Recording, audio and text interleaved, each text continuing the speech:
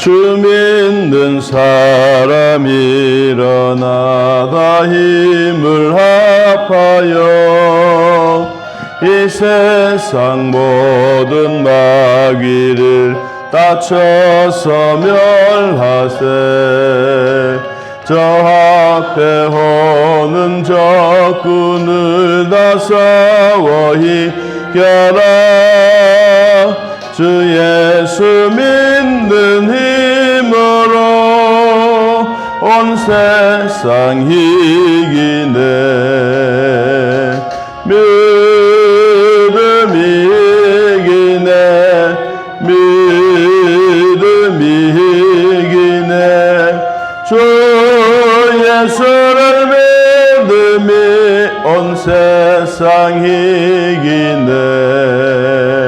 오늘 마귀 괴율로 큰 죄에 빠지니 진리로 띠를 띠고서 늘 기도드리세. 참 믿고 의지하면서 겁없이 나갈 때 주 예수 믿는 힘으로 온 세상 이기네. 믿음이 이기네. 믿음이 이기네. 주 예수를 믿음이 온 세상 이기네.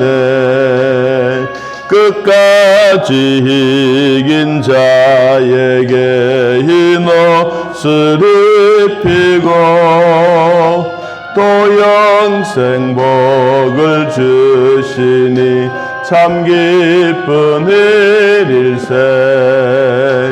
이 어두운 세상 지나서 저 천성 가도록 주 예수 믿는 힘으로 온 세상 이기네. 믿음이 이기네. 믿음이 주 예수를 믿음이 온 세상 이기네. 아멘. 창세기 15장 1절에서 5절. 자, 찾으신 줄 알고 하나님 말씀을 함께 읽습니다.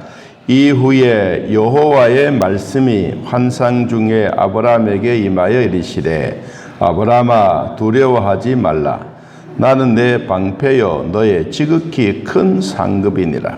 아브라함이 이르되 주 여호와여 무엇을 내게 주시려 하나이까. 나는 자식이 없사오니 나의 상속자는 이 다메섹 사람 엘리에셀이니이다. 아브라함이 또 이르되 주께서 내게 씨를 주지 아니하셨으니 내 집에서 길린 자가 내 상속자가 될 것이니이다. 여호와의 말씀이 그에게 임하여 이르시되 그 사람이 네 상속자가 아니라 내 몸에서 날 자가 내 상속자라 되리라 하시고 그를 이끌고 밖으로 나가 이르시되 하늘을 우러러 무뼈를 셀 수 있나 보라. 또 그에게 이르시되 내 자손이 이와 같으리라. 아멘. 오늘 본문 시작은 이후에 라고 시작. 그러면 앞에는 어떤 사건이 생겼을까? 이 14장에 들어와서 이 롯이 살고 있는 소돔과 고모라 땅은 성경에 이야기하고 있는 것처럼 여호와의 동산 같고 애굽의 물이 넉넉한 그 지역이 너무도 좋았습니다. 그러나 이 소돔 고모라 땅은 성경이 이렇게 말했습니다. 소돔 사람은 여호와 앞에 악하며 큰 죄인이었더라. 실제로는 살기는 좋고 풍부해 보이고 푸르름이 많아도 그 사람들이 살고 있는 본성은 악하다는 거예요.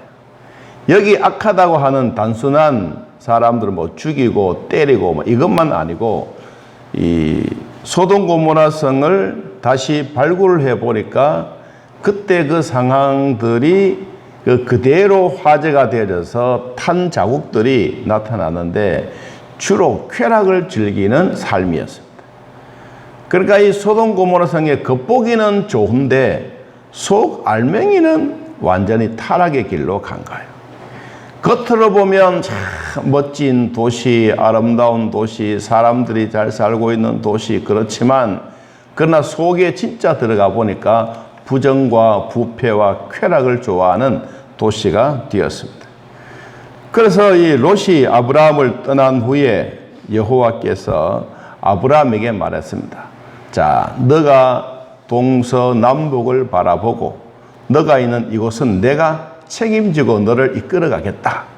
그러고 있는 가운데 갑자기 이 롯에 가 있던 한 종이 헐레벌떡 뛰어와서 아이고 아브라함이여 아브라함이여 우리 조카 롯이 끌려갔습니다. 포로로 잡혀갔습니다.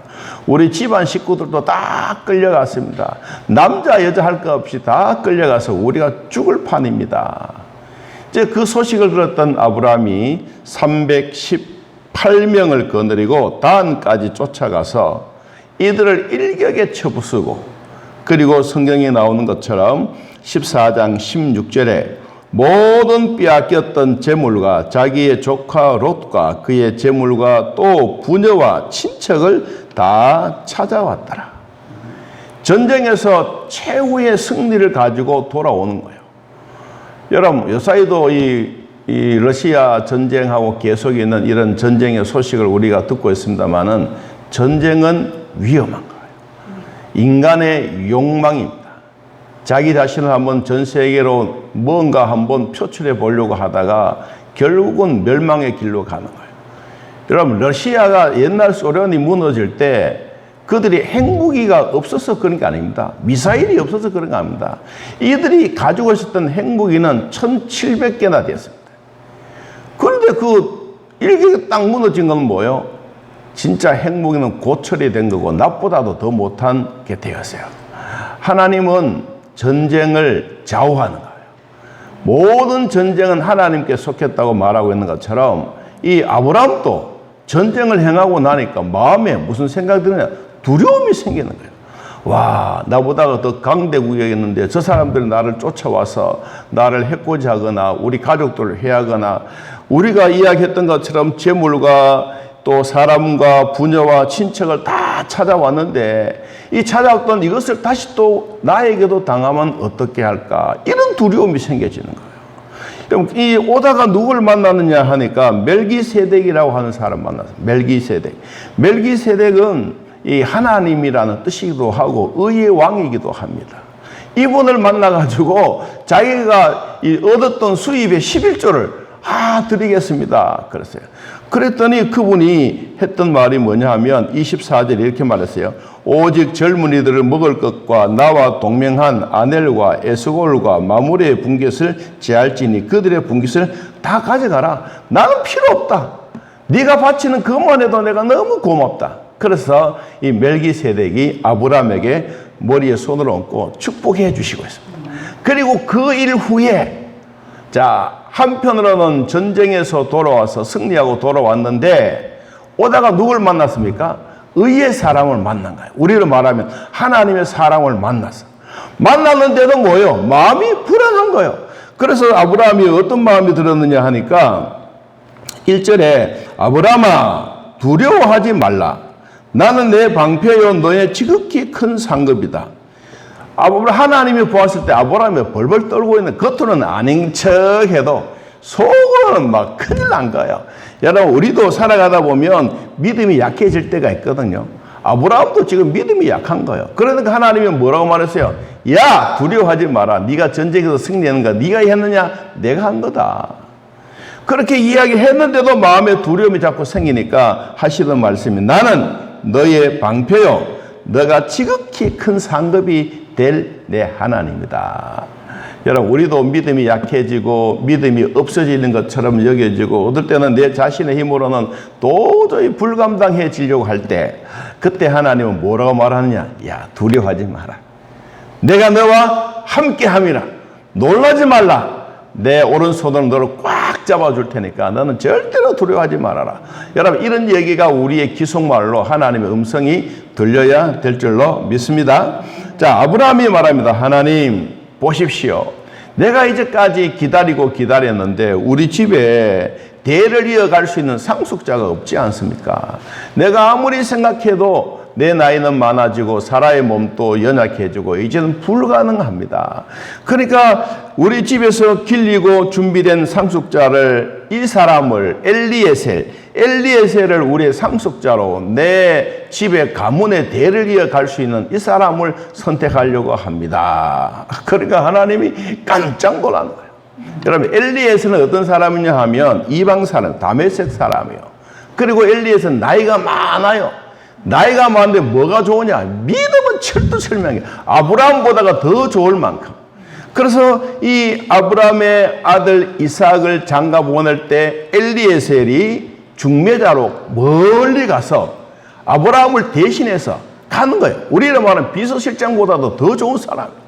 여러분, 이 사람에게는 믿음이 좋은 것만 아니라 아브라함이 섬겼던 하나님에 대해서 확실한 사람. 그러니까 우리는 엘리에셀이 우리 성경에는 그냥 중매자로 나오고, 그리고는 신약 성경에는 뭐로 나오면 보혜사라고. 보혜사는 성령이요, 중매자. 죄인이 하나님과의 중매 역할을 하는, 이 아브라함의 아들 이삭과의 중매 역할을 하는 엘리에셀. 그러니까 아브라함이 볼 때도 무슨 생각이 듭니까? 야, 자 같으면 비록 우리의 종으로 있지만 저 사람 같으면 내 양자라도 삼아서 내 믿음의 후계자가 되었으면 좋겠다. 이런 마음을 먹고 있는 거예요. 그러니까 하나님이 깜짝 놀라셔. 어떻게 놀라셨느냐? 여러분, 4절에 그 사람이 네 상속자가 아니다. 내 몸에서 날 자가 내 상속자가 되리라. 그리고는 밤에 아브라함을 살짝 불러서 저 언덕 아래 하늘을 바라보면서 이렇게 말합니다. 아브라함아, 하늘을 우러러 무뼈를 셀 수 있는지 한번 보라. 또 그에게 이르되 내 자손이 이와 같이 많아지게 될 것이다. 그리고 6절에 아브라함이 여호와를 믿으니 여호와께서 이를 그의 의로 여기시고 또 그에게 이르시되 나는 이 땅을 내게 주어 소유를 삼게 하려고 너를 갈대아의 우르에서 이끌어내 누구다? 여호와다. 야, 네가 옛날에 우상 장사하고 우상을 만들고 아버지가 만들었던 그 데라의 모든 직업들을 내가 다 정리하지 않았느냐? 그때 그대로 두었더라면 너는 지금 나와 상관이 없어. 그런데 내가 너를 불러냈기 때문에 지금도 너의 후대도 내가 책임지겠다. 여러분, 그래서 우리가 믿음이 약해질 때 우리가 꼭 해야 될 것은 뭐냐? 믿음에 대한 철두철미한 확신입니다. 하나님이 살아계신다고 하는 이런 확신이 없으면 아브라함에게도 이렇게 마음이 흔들리는데, 아이고 하나님, 나에게 뭐 자식도 없고 상속자도 없고 내 이제 인생에 살 가망성도 없습니다. 살아와야 뭐합니까? 내 자식도 없는데. 여러분, 이런 얘기를 하고 있을 때 하나님이 아니다. 너에게는 너의 후손이 하늘의 별처럼 많아지게 될 것이다. 절대로 두려워하지 말아라. 여러분, 아브라함에게 주셨던 이 말씀이 저와 여러분에게도 이루어지기를 축복합니다. 믿음이 약해지기 시작하면 모든 것이 약해집니다. 하나님은 아니시겠지 하면서도 겉모양은 아닌데 속은 맞는 거예요. 여러분, 소돔 고모라 성에 여호와의 동산 같고 애굽의 물이 넉넉한 그 아름다운 동산처럼 겉으로는 멋진 동산이지만 속은 다 썩은 거예요. 우리가 믿음이 약해지게 되면 남들이 보면 멋있는 것 같아도 속은 아니에요. 그래서 우리가 하나님을 잘 섬기고 잘 믿으려고 하면 뭐가 필요하냐? 내가 지금 가지고 있는 내 마음에 하나님에 대한 확신이다. 아이고, 하나님도 죽었구나. 하나님도 침묵하고 계시구나. 하나님과 나와 무슨 상관이 있어? 괜히 나를 이렇게 불러내어서 힘들게 만드는구만. 이렇게 생각할 때 하나님은 우리의 마음속에서 무슨 일이냐? 두려워하지 말아라 이놈아. 내가 너를 지키고 너를 돌보고 너가 이제까지 살아온 삶에 대해서 내가 책임지는데 너는 왜 그렇게 말하느냐? 여러분 오늘 또 그 음성이 나와 여러분에게도 들려지기를 축복합니다. 그래서 하나님이 아브라함에게 주셨던 약속이 하나 있습니다. 그것이 바로 뭐냐니까 성경에 9절을 한번 보면요. 9절에 이렇게 말했습니다. 여호와께서 그에게 이르시되 나를 위하여 하나님을 위하여 3년 된 암소와 3년 된 암염소와 3년 된 순양과 산비둘기와 집비둘기 새끼를 가져와서 나에게 제물을 드려라. 제물을 드려라. 그래서 하나님이 아브라함에게 말씀하셨던 그대로 다 준비를 했어요. 그런데 하나님이 나타나시지 않았어요. 그래서 12절에 보니까 해질 때에 아브라함에게 깊은 잠이 임하고 큰 흑암과 두려움이 그에게 임하였더라. 이제 하루는 지나가고 하나님은 임재하지 않으니까 겉모양은 이렇게 솔개도 쫓고 짐승을 잡아서 반 또각 내고 내장들 다 꺼내고 맛있게 다 준비해 놨는데 자꾸 새들은 날아와서 훌치훌치 하다 보니까 하루 종일 하는 게 얼마나 피곤하겠어요. 아이고 이제 하나님이 안 오시는갑다.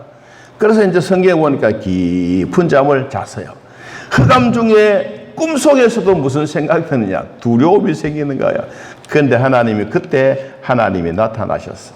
여러분 우리 인간의 믿음이 약해질 때 기도하고 제물을 드리고 내 마음을 드리면 하나님이 임재하십니다.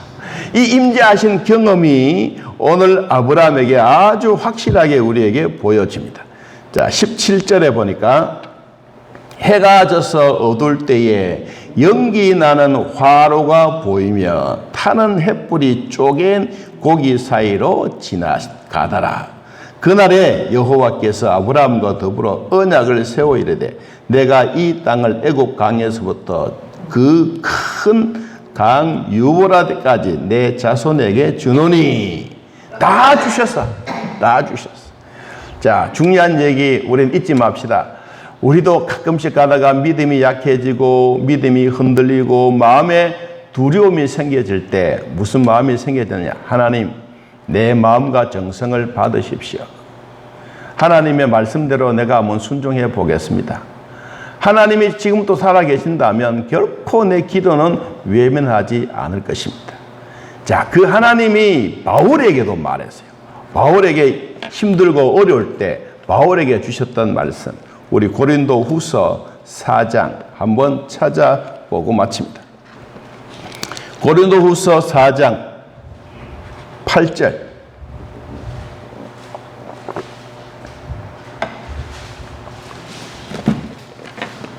고린도 후서 4장 8절. 8장 9절 10절까지 같이 한번 읽어봅니다.